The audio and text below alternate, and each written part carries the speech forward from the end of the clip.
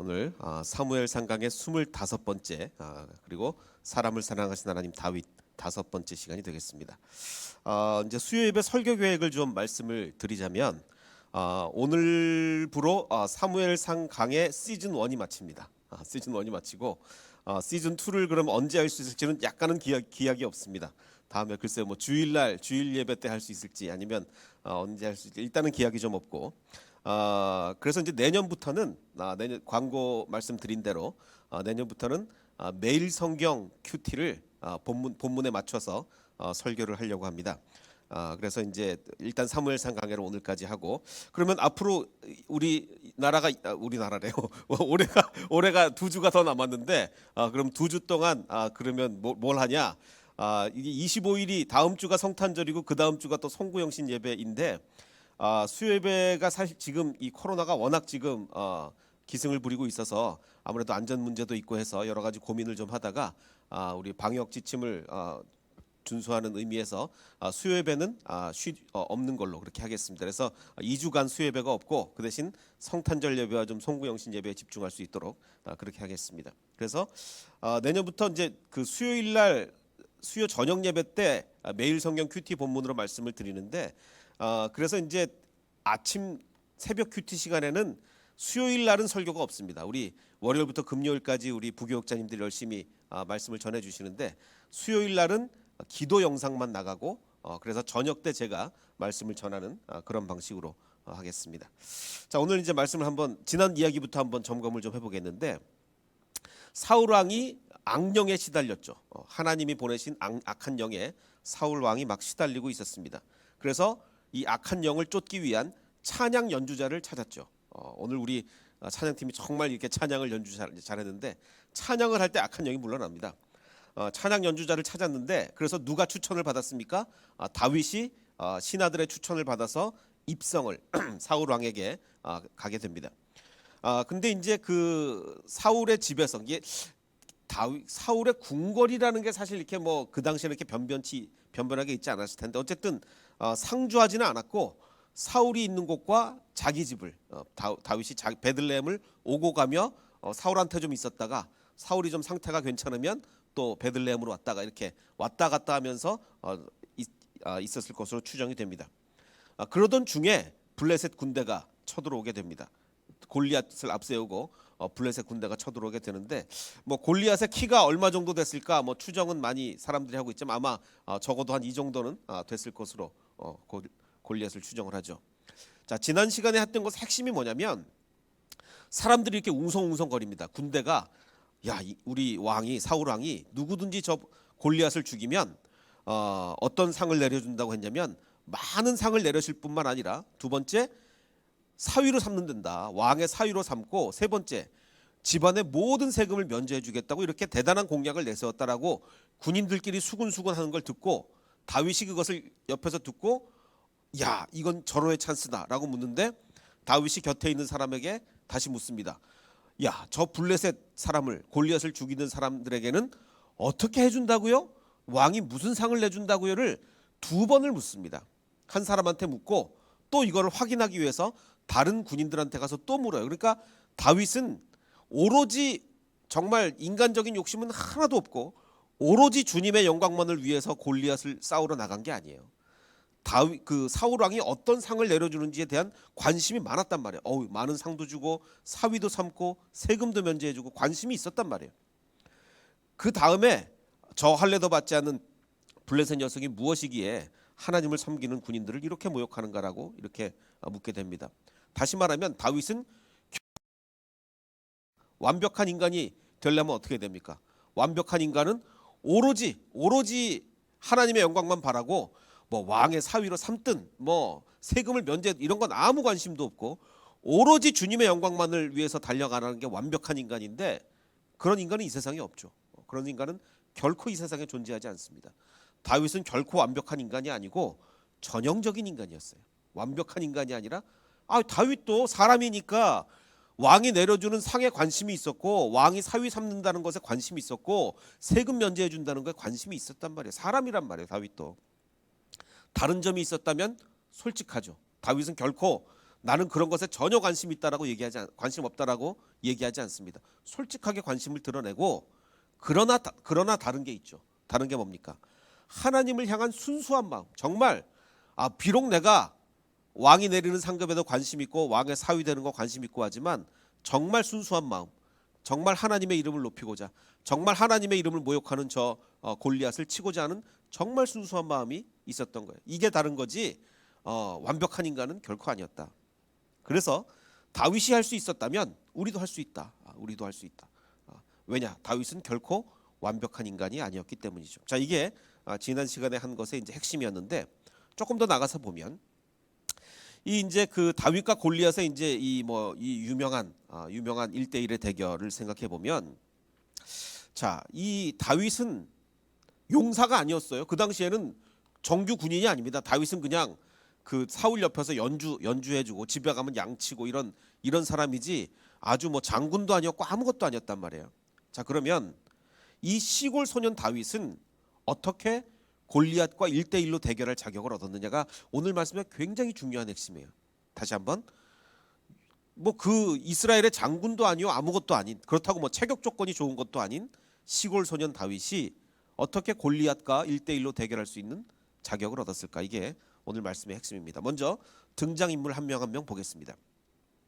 다윗의 아버지가 어떤 사람이었느냐? 지극히 평범한 이기심을 가진 아버지였어요. 이새라는 아버지 이름이 이새죠.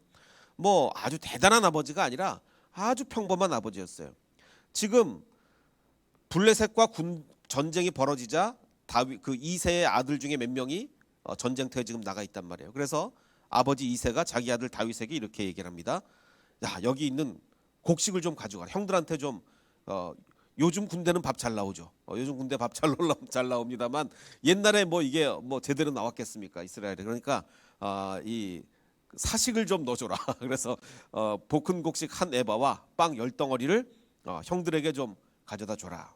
자, 지금 형들한테 줄 것과 그 다음 누구한테 주냐면 그 지휘관한테 주라고 하는데 치즈 10덩어리를 부대장에게 갖다 드리고 형들의 안부를 좀 물은 뒤에 잘 있다는 증거를 가지고 와라. 자, 그러면 형들은 지금 전쟁터에서 전쟁을 하고 있는 형들한테는 뭘 줬습니까? 볶은 곡식 빵 10덩어리. 부대장한테는 뭘 줬어요? 치즈가 우리의 요즘 말하는 그 슬라이스 치즈 10개가 아니고 치즈 10덩어리요. 이 치즈 한 덩어리가 얼마나 큽니까? 자, 그럼 이 가격이 진짜 비싸고 좋은 거 누구한테 준 겁니까? 부대장한테 줬어요. 자, 그러면 이게 뇌물일까요, 선물일까요? 부대장한테 이렇게 10덩어리나 되는 어마어마한 치즈 덩어리를 갖다 주는 것은 이게 과연 뇌물일까, 선물일까? 분명한 것은 김영란법 위반에 저촉되는 건 거의 확실합니다. 왜냐하면 이 당시 치즈 10덩어리면 가격이 꽤 나갔을 거기 때문에 이건 그냥 사실 오히려 지금 형들이 걱정이 되면 형들한테 막 더 많은 걸 갖다 줘야죠. 빵 10덩어리가 아니라 한 100덩어리 갖다 주고 썩을래나? 어쨌든 그럼 볶은 곡식은 잘 안 썩으니까 볶은 곡식을 더 갖다 주든가 이래야 되는데 지금 더 중요한 것은 부대장한테 치즈 10덩어리를 갖다 주라는 얘기는 우리 아들 좀 잘 봐달라는 얘기예요. 그럼 이 얘기는 뭐냐? 다윗은 평범한 이기심을 가진 아버지에 의해서 지금 다윗이 계속 집에서 양치고 있었으면 골리앗과 싸울 기회가 없죠. 어떻게 싸울 기회가 생겼습니까? 마침 그 부대장한테 드릴 뇌물과 형들한테 줄 곡식을 가지고 전쟁터에 나갔기 때문에 싸울 기회가 생긴 건데 그래서 다윗은 평범한 이기심을 가진 아버지에 의해서 블레셋과의 전쟁터로 나가게 됐습니다. 그렇지 않았다면 집에 남아 있었을 거예요. 자, 두 번째 등장인물 사울을 한번 보겠습니다. 지금 이제 블레셋이 골리앗을 앞세우고 침공을 했는데 사울이 정말 그냥 아주 평범한 사람이 아니라 대단히 훌륭한 영적 지도자였다면 어떻게 했겠습니까? 하나님의 도움을 구하려고 했겠죠. 하나님, 내가 지금 이 상황에서 어떻게 됩니까? 그러면 하나님은 사울 왕이 정말 하나님의 도우심을 구했다면 어떤 답을 주시겠어요? 야, 지금 이스라엘에서 키가 제일 큰 사람 누구냐? 너다. 다른 사람보다 머리 위가 하나가 더 있다. 그러면 네가 나가야지. 뭐 물론 이제 사울이 좀 나이가 좀 들었겠지만 어쨌든 뭐 뭔가 이런 하나님이 답변을 주셨을 텐데 하나님의 도우심을 구할 생각을 하지 않고 지극히 평범한 다른 나라 왕처럼 이스라엘의 왕이 아닌 지극히 평범한 다른 나라 왕처럼 완전히 세상적인 해법을 구합니다. 그게 뭐죠? 상금 주고 사위 삼고 세금 면제해 줄 테니 저놈 이길 사람 나와라. 완전 이게 무슨 영적인 거하고 아무 상관없는 거죠. 지극히 세상적인 해결책을 구하게 됩니다. 아마 영적으로 사울 왕이 정말 영적으로 해결하려고 했으면 다윗이 골리앗을 만날 기회가 없었을 거예요. 뭔가 부대 안에서 해결을 하고 뭔가 정말 뭔가 다른 해법을 내놨겠죠. 뭐 아담 스미스의 국부론은 뭐 너무나 유명한 책이니까 잘 아실 줄 믿습니다. 제가 이거 사무엘 하 강의할 때도 이걸 한번 언급을 했는데 비슷한 맥락에서 이 국부론을 보면 저도 뭐 사실 이게 그 고전이라는 책 고전의 특징이 뭡니까? 아무도 읽지 않죠. 유명하지만 아무도 읽지 않습니다. 사실 국부론 이 책을 직접 본 사람은 그렇게 많지 않을 거예요. 옛날 사람이면 몰라도 요즘 사람들은 국부론에 대해서 언급한 책들을 봤지 뭐 이 책 자체를 본 사람은 거의 없을 때 저도 마찬가지로 이 책 자체를 보지는 않았습니다만 이 책에 보면 아담 스미스의 이 주장이 나오죠. 우리가 저녁 식사를 맛있게 할 수 있는 것은 푸주간 주인, 이게 뭐 그 양조장 주인, 뭐 이렇게 예를 들면 우리나라 같으면 슈퍼 주인이 너무 참 자비로워서 또 빵집의 주인이 너무너무 박애심이 넘쳐서 정말 이기심은 하나도 없고 뭐 돈 벌 생각 하나도 없이 오로지 나는 이 빵을 가지고 또 이 고기를 가지고 이웃을 섬기리라. 오로지 이 생각을 가지고 슈퍼를 경영하고 빵집을 경영하고 쌀집을 안 이런단 말이죠. 이렇지 않아요. 돈 벌려는 생각으로 빵집 경영하고 돈 벌려는 생각으로 슈퍼 경영하지. 만약에 내가 슈퍼를 경영해도 수익은 0이다라고 얘기하면 누가 슈퍼를 경영하겠습니까? 그래서 이런 박애심 때문이 아니라 오히려 그들의 돈벌이에 대한 관심, 이기심 때문에 이 경제가 돌아가는 거다. 이기심 때문에. 이런 게 전혀 없으면 경제가 안 돌아간다. 그래서 아담 스미스는 이걸 뭐라고 그랬습니까? 이게 각 사람이 서로가 가지고 있는 이기심. 그런데 이게 서로가 이기심을 가지고 있다 보니까 이상하게 마치 보이지 않는 손이 작용하는 것처럼 가격도 적정하게 가격도 결정이 되고 그다음에 수요 공급도 잘 맞춰서 뭐 빵이 모자란다 그러면 빵집이 많이 생겨나고 뭐 이래서 마치 보이지 않는 손이 뭔가 역사하는 것처럼 이렇게 된다. 이게 이제 아담 스미스의 주장 아니겠습니까? 마찬가지로 오늘도 전부 다 이기심이 있어요. 지금 어떻게 그 시골 소년 다윗이 골리앗과 싸울 수 있는 기회가 생겼는가? 이기심을 가진 아버지가 어떻게 합니까? 그 아들을 야, 너 형들 있는데 전쟁터에 나가봐라. 그 부대장한테 이 뇌물 좀 갖다 주고 와라. 이기심을 가진 아버지가 부대 전방으로 보내요. 또 정말 전혀 영적이지 않은 이기심으로 똘똘 뭉친 이 사울 왕이 영적으로는 전혀 해결할 생각을 안 하고 상금 걸고 나중에 다윗이 그 상금 준다는 얘기에 귀가 딱 열리잖아요. 이 사울 왕은 그냥 상금 주고 해결하려고 한단 말이죠. 자, 그리고 또 하나의 의외의 등장인물이 있습니다. 자, 요나단이죠. 요나단이 이 스토리에 어디가 있습니까? 골리앗이 나왔어요. 골리앗이 이스라엘을 모욕하면서 하나님을 모욕하면서 있어요. 자, 평소에 요나단 같으면 어떻게 하겠습니까? 가만히 있을 사람이 아니에요. 평소에 요나단은 절대로 가만히 있을 사람이 아니에요. 그 전에 요나단이 어떻게 했죠? 지금 그 무기를 든 병사와 요나단이 자기의 무기를 든 소년에게 단둘이 야, 우리 저 할례 받지 않은 블레셋 가서 싸우고 오자. 그때 블레셋의 군대가 숫자가 엄청났단 말이죠. 근데 단둘이 어마어마한 숫자의 블레셋 군대 속으로 쳐들어갑니다. 단둘이. 여호와의 구원은 사람이 많고 적음에 달리지 아니하였느니라 라고 이렇게 얘기를 합니다. 이렇게 용감한 요나단이 골리앗이 딱 등장했는데 얘기해서 사라져요. 아니, 가만히 있을 사람이 아니라고요. 이게 여태까지 요나단은 정말 골리앗이 도대체 뭐길래 이스라엘 하나님을 모욕하느냐, 나 혼자 가서 싸우겠다 이럴 사람인데 안 보여요. 그래서 등장인물이 아니라 안 등장인물. 안 보입니다. 안 보여요. 자, 만약에 요나단이 평소처럼 행동해서 정말 골리앗과 싸우러 나갔으면 정말 하나님을 그렇게 잘 믿는 요나단이 싸우러 나갔으면 요나단이 골리앗 이기게 하겠습니까? 안 하겠습니까? 하나님이 이기게 하겠죠. 그러면 다윗은 또 없어지는. 야, 이게 기가 막히게 또 요때 요나단이 없어집니다. 언제 등장을 하느냐 요나단이 나중에 다윗이 골리앗을 이기고 오자 다윗이 그 블레셋 사람을 죽이고 돌아올 때에 아직도 그 골리앗의 머리를 잘라가지고 오죠. 그 블레셋 사람의 머리가 다윗의 손에 있는 채 그를 사울 앞으로 사람들이 다윗을 사울 앞으로 이렇게 인도했습니다. 그러자 사울이 물어요. 너는 누구의 아들이냐? 근데 이게 무슨 소리입니까? 지금 다윗이 사울이 막 악한 영에 씌울 때마다 가서 연주해주고 했잖아요. 근데 갑자기 너 누구의 아들이냐 묻는 건 뭡니까? 여기에 지금 신학자들이 사실 이 구절 때문에 신학자들이 너무 막 완전히 막 머리를 싸매고 알아눕고 막 이러는데 제 해석은 이렇습니다. 저의 해석은 원래 지금 사울이 내세운 공약이 뭐죠? 사위 삼겠다 그랬잖아요. 사위 삼겠다 그랬으면 이제 집안을 다시 파악해야죠. 그 전에 여태까지 다윗이 와서 막 연주도 하고 했지만 이제 사위를 삼아야 되니 집안을 다시 한번 확인하는 거 아니겠습니까? 이제 저는 이제 그렇게 생각을 합니다. 그러자 이제 다윗이 나는 주의 종 베들레헴에 사는 이새의 아들입니다. 그 모르는 사이가 아니에요. 지금 사울하고 잘 압니다. 막 악한 영을 쫓아내고 했으니까. 근데 누구의 아들이냐? 저는 이새의 아들입니다. 저를 사위 삼아 주십시오라고 이제 하면서 다윗이 사울에게 말하기를 마침에 이새의 아들입니다라고 하자 이때 요나단이 이때 등장해요.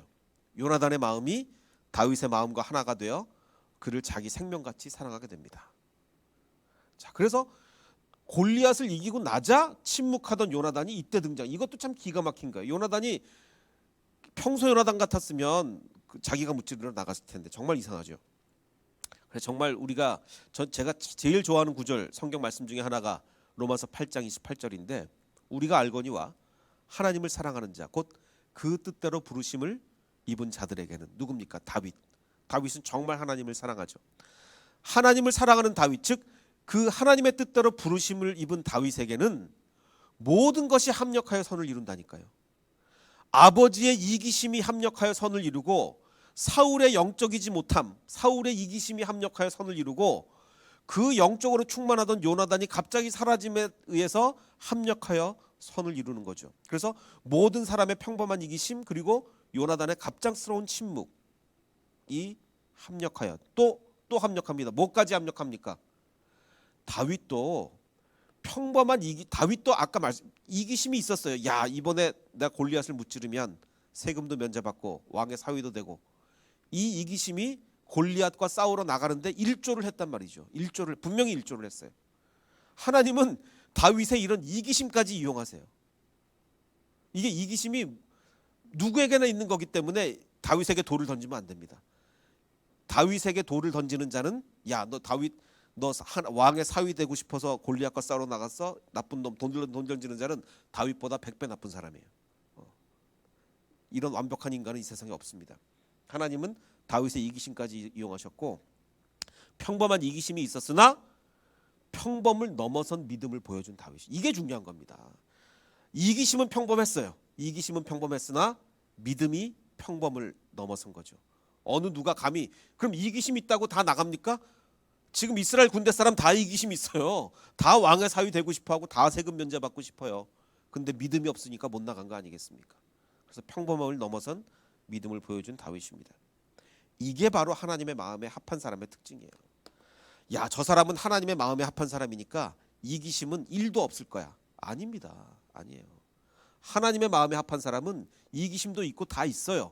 화도 내고 정말 더러운 성격도 있고 뭐 부족한 면도 있고 정말 다 있어요. 근데 평범함을 넘어선 믿음이 있는 자가 하나님의 마음에 합한 사람입니다.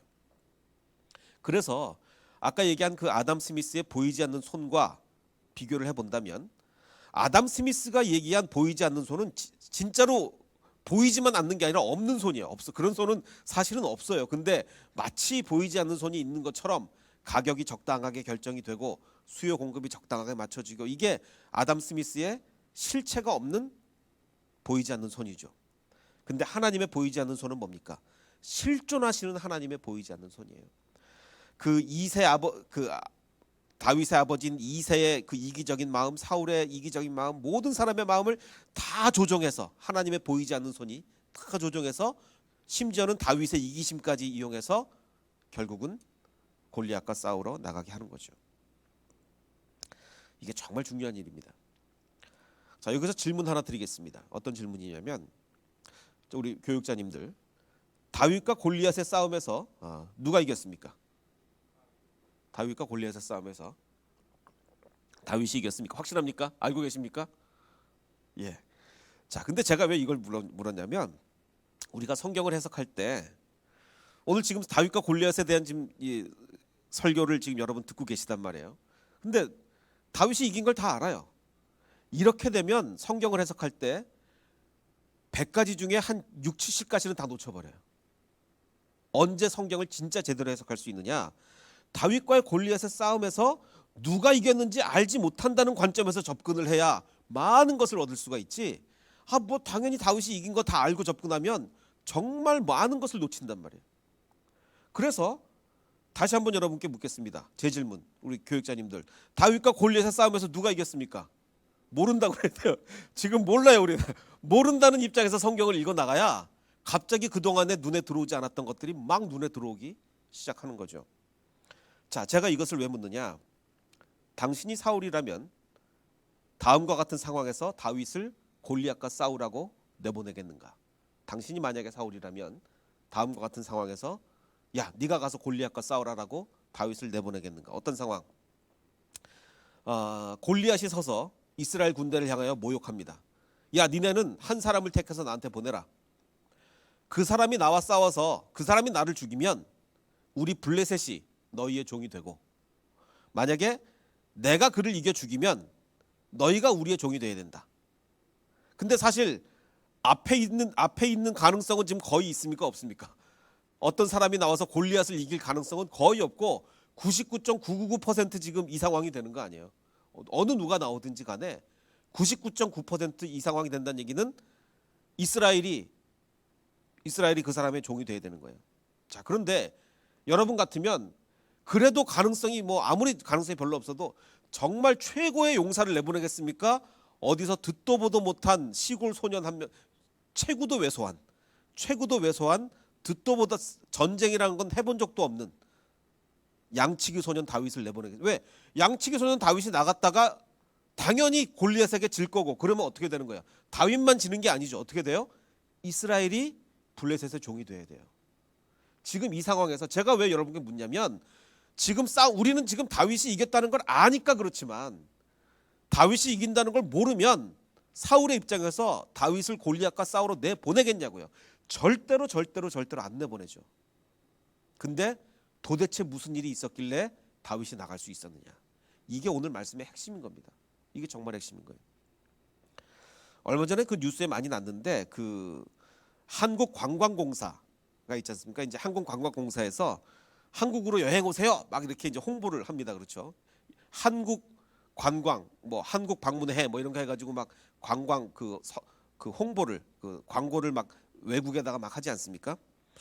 자, 그런데 최근에 그 한국관광공사 홍보 영상 중에 하나가 원래 재미없잖아요. 그 되게 맨날 진부하고 똑같은 얘기 한복 입고 춤추고 이런 거 막 맨날 보여주는데 그거 누가 봅니까? 아무도 재미없어서 아무도 안 보는데, 최근에 난 신문 기사에 의하면 2달 만에 7천만 뷰가 유튜브에 한국 관광공사 홍보 영상이 아주 대박을 터뜨려. 아마 보신 분들 많이 있을 겁니다.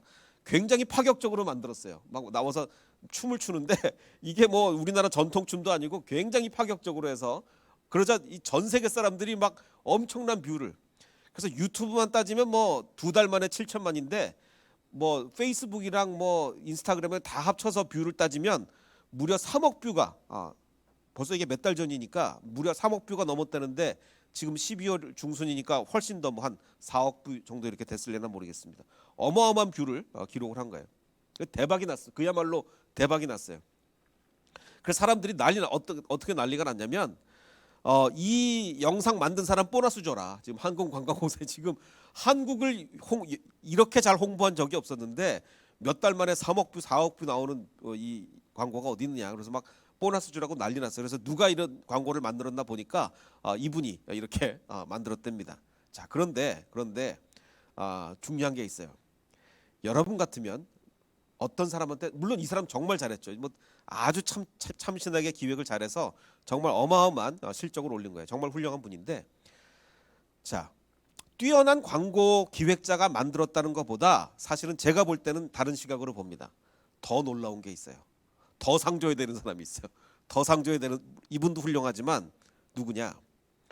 자, 이런, 지금 여기가 국가기관이잖아요. 저기 뭐죠? 공사잖아요. 공사, 한국관광공사인데 여기 계신 분들 다 공무원들 앉아 계신단 말이에요. 자, 그러면 이게 이런 그 광고에 광고 기획자가 만들었습니다. 기획해서. 그러면 이거 광고를 최종적으로 내보낼까 말까 최종 결정 누가 합니까? 광고 기획자가 합니까? 젊은? 아니요. 공무원의 저 위에 높이 계신 분이 오케이 해야 이 광고가 나가는 거예요. 공무원 저 위에 높이 계신 분이 이게 뭐야 하고 안 내보내면 이 광고 그냥 죽습니다. 근데 제가 그래서 정말 놀란 것은, 야, 이 광고 기획자 기발하다. 어떻게 이런 생각을 했냐가 아니에요. 왜냐하면 광고 기획은 이렇게 하는 사람들 많아요. 정말 참신한 아이디, 물론 이분도 잘못했다는 게 아니라 굉장히 참신하고 잘했는데 더 좋은 광고들도 굉장히 많습니다. 근데 항상 정말 팍팍 튀고 정말 좋은 아이디어들 어디서 다 잘립니까? 위에서 다 잘려요. 위에서 다 잘려.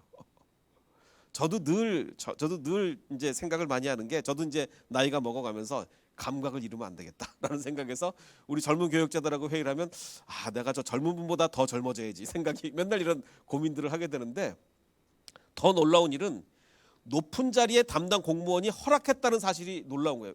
지금 영상을 보세요. 이런 거예요. 이런 거 막 저 뒤에 판소리 명창은 사실 저 뒤에가 있고, 정말 이런 옷 입은 사람들이 막 나와서 춤추는 영상 광고를 위에 계신 높은 공무원이 오케이를 해줬다는, 저는 그게 놀라운 거예요. 그게 놀라운 거예요. 여태까지 이런 일이 없었죠. 자, 제가 이 비유를 지금 왜 여러분께 드리냐면, 사울 왕이 다윗을 내보냈다는 게 놀라운 거예요. 어떻게 지금 다윗을 내보냅니까? 지금 1대1로 싸워서 그 결과에 따라서 이 전쟁을 판가름 내자라고 하는데, 나라의 운명을 지금 이 시골 소년, 전쟁이라는 건 한 번도 해본 적도 없는 저 양치기 소년에게 나라의 운명을 맡긴다고요? 사울이 그런 결정 내릴 수 있습니까? 못 내립니다. 자, 사울이 다윗에게 이르되, 너 절대로 저 블레셋 사람과 싸울 수 없다. 생각을 해봐라. 너는 소년이다. 그런데 저 블레셋 사람 골리앗은 어려서부터 용사고 뭐 키가 뭐 어마어마하고, 지금 네가 나갈 수 있겠냐라고 하니까 다윗이 사울에게, 주의 종이 제가 아버지의 양을 지킬 때 사자나 곰이 와서 양떼에서 새끼를 물어가면 제가 따라가서 그 사자와 곰을 치고 그 입에서 새끼를 건져내었고, 그것이 일어나 나를 해하고자 하면 제가 그 수염을 잡고 그것을 쳐서 죽였습니다라고 이야기합니다. 자, 물론 가상해요. 다윗에게, 야, 너 참 기특하다. 너 정말 소년치고 정말 잘했다 라고는 할 수 있지만, 한 소년이 와서 제가 양칠 때 이렇게 양쳤습니다 라는 이 얘기 듣고 나라의 운명을 이 시골 소년 다윗에게 맡긴다고요? 절대로 못합니다. 절대로 못해요. 절대로 못해요. 우리는 왜 이게 눈에 팍 안 들어왔습니까? 다윗이 이긴 걸 아니까. 다윗이 이긴 걸 아니까 이게 눈에 팍 안 들어왔는데, 다윗이 이긴 거를 모른다는 가정 전제하에서 이 성경을 딱 보면, 만약에 사울이 다윗 내보낸다면 사윗 이거 왕도 아니다. 이게 뭐 말이 되냐? 나라의 운명을 다윗의 손에, 이 시골 소년의 손에 안 돼. 절대 안 됩니다. 자, 근데 싸움의 결과를 모르는 사울은 그러면 이 말을 듣고 다윗을 내보냈느냐? 내보냈죠. 어떻게 그러면 내보낼 수 있었는가? 다윗이 골리앗을 만날 수 있었던 것은 하나님의 보이지 않는 손이 요나단을 침묵하게 하셨고, 다윗이 지면 국가의 패배가 됨에도 불구하고 사울의 마음을 움직여서 다윗을 골리앗에게 보내신 거예요. 자, 그래서 정말 큰 기적이 뭐냐면, 사람들은 다윗과 골리앗의 싸움에서 기적은 어떤 게 기적이냐? 네, 다윗이, 그 조그만 다윗이 골리앗을 이긴 게 기적입니다. 그게 가장 큰 기적입니다. 물론 기적이죠. 가장 큰 기적입니다라고 얘기합니다. 근데 저는 다르게 봅니다. 다윗이 골리앗을 이긴 것과 사울이 다윗을 보낸 것과의 정말 확률이 작은 걸 따지자면, 자, 다윗이 골리앗을 싸우러 갔습니다. 막 던져서 확 던져서 정말 여기 가운데 딱 맞아서 죽었습니다. 확률이 0일까요? 아주 적은 확률일까요? 저는 0은 아닙니다. 하나님이 간섭하지 않아, 물론 하나님이 간섭하셨지만, 하나님이 간섭하셔서 다윗이 골리앗을 맞춰 죽일 수 있었지만, 간섭하지 않아도 한 0.0000001% 정도는 일어날 수 있어요. 뭐 던졌어 여기 맞을 확률이 뭐 왜 없겠습니까? 드물어서 그렇지. 자, 그런데 사울이 다윗을 보낸 것은 이건 가능성이 0이에요. 보낼 수가 없습니다. 하나님이 보이지 않는 손으로 사울을 정말 갑자기 판단력을 이렇게 해가지고 내보내게 하지 않으면은 시골 소년 다윗에게 나라의 운명을 절대 맡길 수 없어요. 절대 맡길 수 없어요. 그래서 바로 로마서 8장을 다시 한번 우리가 읽어보면, 우리가 알거니와 하나님을 사랑하는 자 곧 그 뜻대로 부르심을 입은 자들에게는, 하나님을 사랑하는 다윗에게는, 곧 하나님의 뜻대로 부르심을 입은 다윗에게는 모든 것이 합력하여 선을 이룬다. 있을 수 없는 일이 일어나게 됩니다. 그래서 오늘 말씀을 듣는 모든 우리 교우들의 삶 속에서도 이 있을 수 없는 일이 벌어지는 삶이 되기를 원합니다. 우리 믿는 하나님을 사랑하는 자들에게는요, 정말 있을 수 없는 일이 벌어져야 돼요. 왜? 하나님이 보이지 않는 손이 작용하는데 왜 있을 수 없는 일이 왜 안 벌어집니까? 벌어져야 됩니다. 우리 주변의 사람들의 마음을 하나님이 움직이셔서 벌어질 수 없는 일이 벌어져야 되는 거예요. 그래서 보이지 않는 하나님의 손이 사람들의 마음을 움직여 선을 이루시는 그런 저와 여러분의 삶이 되기를 주님의 이름으로 축원합니다.